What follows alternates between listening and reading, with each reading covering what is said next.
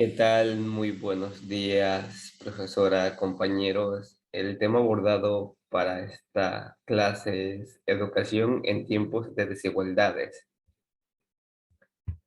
Listo, comenzaré con el tema del derecho a la educación en cuidados intensivos. Estamos haciendo referencia a la pandemia que actualmente vivimos, que es ocasionada por el COVID-19, lo cual nos ha traído cambios drásticamente en la educación, en donde pasamos de estar a una modalidad presencial a una modalidad virtual. La pandemia ha traído varias brechas a la educación. Una de estas son las desigualdades educativas, eh, el acceso a Internet, la disponibilidad de equipos tecnológicos son limitaciones para que se imparta una educación. Entonces, sin estas condiciones no es posible garantizar el derecho a la educación. Eh, es una evidencia que muestra una profunda desigualdad para la educación. Las desigualdades económicas, sociales, educativas y tecnológicas fueron evidentes en nuestro país. La brecha tecnológica ha dejado en enormes condiciones de desventaja a la mayoría de estudiantes de nuestro país. Según la UNESCO, en el 2020, la pandemia afectó a más del 90% de la población escolar del mundo. Entonces, estas limitaciones de Internet están asociadas a las carencias económicas de la mayoría de las familias ecuatorianas y a la ausencia de conectividad en zonas alejadas, algunas de las cuales ni siquiera tienen acceso a la electricidad. Ahora pasando a otro tema, la educación ausente en la agenda de políticas del Estado. El gobierno, durante la crisis causada por la pandemia, eh, sí respondió correctamente, pero desde un enfoque sanitario.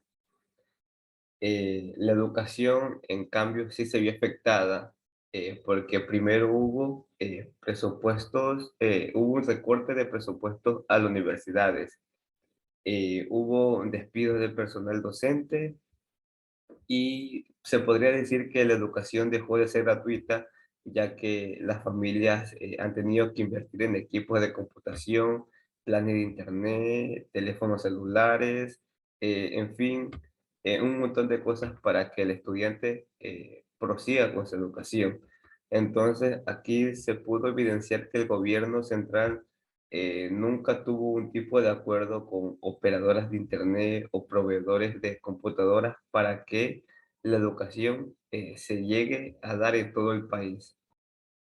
Por otra parte, tenemos las dificultades en la implementación del currículo priorizado, en donde en el Ecuador el Ministerio de Educación desarrolló un currículo priorizado para solventar las necesidades de docentes y estudiantes, en lo cual les permitirá enfrentar retos y dificultades que representa una educación en contexto de emergencia sanitaria. Entonces, que este currículo se caracteriza por fomentar un aprendizaje autónomo que se puede desarrollar de manera presencial, semipresencial o de forma remota para satisfacer diferentes servicios educativos y necesidades de aprendizaje dependiendo de cualquier situación.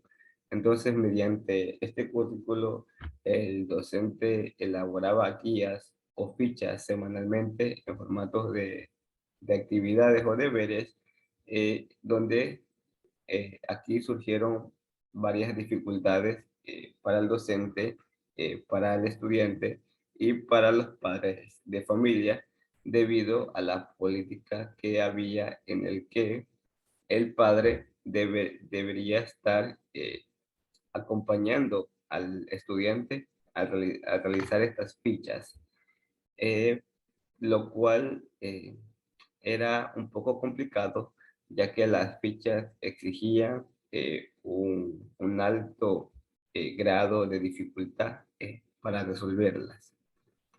Eso sería todo de mi parte y va a seguir la siguiente compañera.